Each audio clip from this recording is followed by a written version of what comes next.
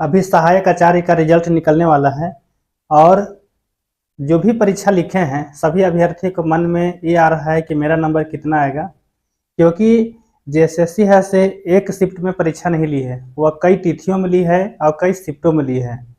तो आज हम समझते हैं कि वो जो रिजल्ट निकालती है और नॉर्मलाइजेशन जो करती है वो कैसे करती है। तो सपोज दैट एक एग्जाम्पल है जिस तरह से जो नॉर्मलाइजेशन किया जाता है। तो यहाँ पर देखिए कि आपको हम एक उदाहरण ले लिए हैं कि वह 3 तारीख में परीक्षा लिया गया है। एक 10/8/2024 को लिया गया है, 11 को लिया गया है, 12 को लिया गया है। ऐसे बहुत सा और डेट का हुआ है, लेकिन हम 3 एग्जाम्पल लेते हैं और समझते हैं कि यहाँ पर देखिए कि 10 तारीख का जो परीक्षा लिया गया है इसमें आपको 3 कैंडिडेट बैठे हैं। एक एग्जाम्पल ए बी सी बैठे हैं और ए का नंबर 70 आया है और बी का नंबर है 60 है और सी का नंबर 50 है। उसी तरह से आगे दूसरा तिथि में भी आपको इस तरह से है, आपको 3 यहाँ पर ऐसे एग्जाम परीक्षा लिखे हैं और इसका डी का नंबर 80 है और ई का नंबर 90 है और एफ का नंबर 100 है। उसी तरह से यहाँ पर भी जी एच आई का नंबर सबका आया है और ये अलग तिथि का है, ये अलग तिथि का है और ये अलग तिथि का है। ये 3 तिथि का है और तीनों का नंबर अलग है। कभी कभी लोग अभ्यर्थी बोलते हैं कि हम लोग का जो परीक्षा हुआ उसमें ऐसे क्वेश्चन हार्ड था, कुछ लोग का इजी हो जाता है। तो हार्ड होना और इजी होना ये मायने नहीं रखता है। अब यहाँ पर देखिए कि नॉर्मलाइजेशन जो होता है, यहाँ पर देखिए कि जो इस शिफ्ट का है इसमें क्या होता है कि सारे कैंडिडेट को औसत निकाला जाता है। जैसे यहाँ पर तीनों कैंडिडेट हैं ए बी सी, ये तीनों का औसत निकाल दिए। तीनों का औसत जो निकाले हम, यहाँ पर क्या आ गया, ये है से औसत तीनों का 60 आ गया। मतलब तीनों को जोड़ देना है और 3 से भागा देना है, उसके बाद इसको डिवाइड करेंगे तो ये औसत निकल जाएगा।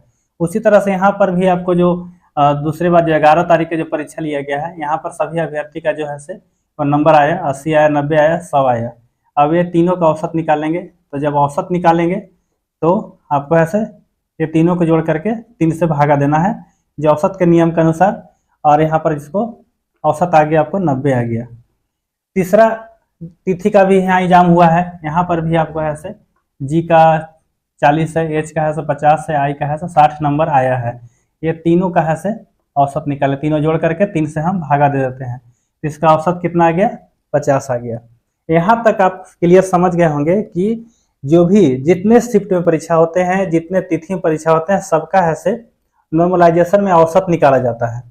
औसत निकाल दिए, अब उसके बाद क्या करना है कि अब ये तीनों का औसत, जैसे ये हो गया 60, ये औसत निकला इस 10 तारीख वाला में, और ये है से आपके 11 वाला का जो औसत निकला 90 आया और इसका जो औसत निकला वो 50 आया। तीनों का फिर से हम औसत निकाल लेंगे, 60 का, ये 90 का और ये है से 50 का। तीनों का जो औसत निकालेंगे हम, तो आपका है से 60, 90, 50, फिर 3 से हम जोड़ेंगे, जोड़ने पर कितना आ जाता है 6.666। इस तरह से और भी आगे आएगा। तो यहाँ तक क्लियर हो गया कि पहले है से राउंड में सभी अभ्यर्थी का औसत, उसके बाद औसत का औसत निकाला जाता है।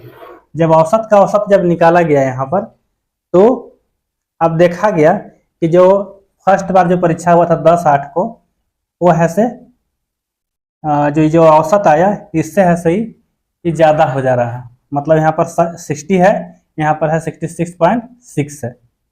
तब इस स्थिति में क्या होगा, इसका है से अंतर निकलेगा, इसका अंतर और इसका अंतर है से निकलेगा। अंतर निकलने पर क्या होता है, इससे है से ज़्यादा आ गया। जब नॉर्मलाइजेशन जब किया जा रहा है तो इस अंक जो है अभ्यर्थी का इस औसत से यहाँ पर ज़्यादा हो रहा है। तो ज़्यादा कितना हो रहा है, इसका औसत निकाल देंगे 60 और ये 66.6 को हम यहाँ पर अंतर निकालेंगे। अंतर निकालने पर 6.6 का आ जाता है, मतलब कि ये कम है, 6.6 है।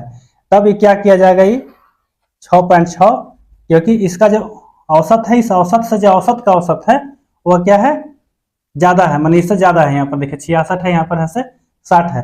तब क्या करेंगे, जो अंतर आता है इस सभी अभ्यर्थी में से जुट जाएंगे। जैसे 6.6 यहाँ पर प्लस हो जाएगा, फिर 6.6, फिर 6.6, ये सब में जुट जाएगा। ये समझ गए। अब उसके बाद है से यहाँ आ जाइए, यहाँ पर क्या है आपका कि इसका औसत है से 90 है, लेकिन औसत का औसत कितना निकला आपका तीनों का, वो 66.6 आ जाता है, जो इससे क्या है कम है। तो कम है, तब क्या करेंगे, जब इसका अंतर निकालेंगे तो कितना कम है, तो आपको जो कम है आपको 23.4 आपका अंतर आ जाता है। जो अंतर आ जाता है, जो इससे क्या है, 90 से जो 66.6 जो है वो कम है, तो कम है, तब यहाँ क्या होगा कि जो अंतर आया वो सभी अभ्यर्थी से यहाँ पर घट जाएगा। माइनस कितना हो जाएगा, 23.4, और यहाँ पर हो जाएगा 23.4, फिर यहाँ पर है से माइनस 23.4। तो यहाँ तक आप समझ गए होंगे यहाँ क्यों घटा से। यहाँ घटने का कारण नहीं है कि यहाँ पर जो औसत निकला वह 90 है, और औसतों का औसत जो निकला है 1, 2, 3 का वो 66.6 था, जो इससे क्या है, कम है। मतलब ये है से ज़्यादा आ गया, तो ज़्यादा आया, तो यहाँ कितना ज़्यादा है अंतर है, 23.4 का है। तो 23.4 सभी अभ्यर्थी से घटेगा। अगर इसमें 1 लाख अभ्यर्थी हैं तो 1 लाख में सब में घटेगा इतना। तीसरा स्टेप जब आ जाइए यहाँ पर, तो यहाँ पर देखिए कि जब यहाँ पर हुआ औसत जो निकला है 50 निकला है, और औसत का औसत कितना है, 66.6 है। अब इसको क्या करेंगे, फिर इसका अंतर निकालेंगे, अंतर निकालेंगे तो कितना आ गया, ये 16.6 आ जाता है।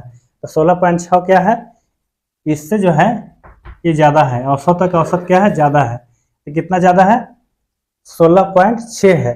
तो 16.6 जो है वह सब में है से आपको जुट जाएगा, 16.6 सब में जुट जाएगा, यहाँ भी जुटेगा। जितने भी अभ्यर्थी रहेंगे सारे अभ्यर्थी में वह जुटेगा। अब यह से जो फाइनल जो अंक आएंगे वो आपको, जब ये दोनों जुटेगा तो इसका ए का नंबर कुल होगा, बी का नंबर इस तरह से जोड़ने पर होगा, सी का नंबर ये होगा, और डी का नंबर क्या होगा, आपको जो घट कर जो आएगा वो होगा। क्योंकि यहाँ पर देखिए जब नॉर्मलाइजेशन का मतलब होता है कि कुछ डेट या जो शिफ्ट होते हैं उसमें ऐसे क्वेश्चन इजी हो जाते हैं। तो इजी आपको जेएसएससी तय नहीं करेगी कि कितना इजी है से। इजी कौन तय करता है कि जो बनाने वाले अभ्यर्थी हैं, अगर क्वेश्चन का जो जवाब देने वाले की संख्या अगर ज़्यादा हो जाती है, उसका नंबर हाई हो जाते हैं, तब समझा जाता है कि वो क्वेश्चन इजी था। लेकिन जेएसएससी एक नहीं कर सकती है, या हम नहीं कर सकते हैं कि क्वेश्चन ये आसान है। आसान कब कहा जाता है, जब उसका सोल्व किया जाता है तब। यहाँ पर आप क्लियर हो गए। इस तरह से यहाँ पर घट कर जो आएगा वो सारे नंबर का जो ओरिजिनल अंक होंगे, यहाँ पर भी जो जुटेगा ओरिजिनल अंक होंगे। इस तरह से आपको जब नॉर्मलाइजेशन जब होगा तो उस समय आपको स्पष्ट होगा कि आपका नंबर कितने आएंगे। ऐसे अभ्यर्थी क्या करते हैं कि वो अपने नंबर को जोड़ते हैं, और जोड़ता भी है लोग, तो बहुत लोग का हाई नंबर होते हैं, लेकिन उसका शिफ्ट में किस तरह के क्वेश्चन पूछे हैं, उस तिथि में किस तरह का क्वेश्चन आया है, उस पर निर्भर करता है। तो ये आप क्लियर हो गया होगा। अगर आप मेरे चैनल को आप सब्सक्राइब नहीं किए हैं तो सब्सक्राइब अवश्य कर लेंगे, और एक बार वीडियो आप जरूर लाइक करेंगे, क्योंकि लाइक करने से आपको नुकसान नहीं है, लेकिन हमारा हौसला बुलंद रहेगा। धन्यवाद।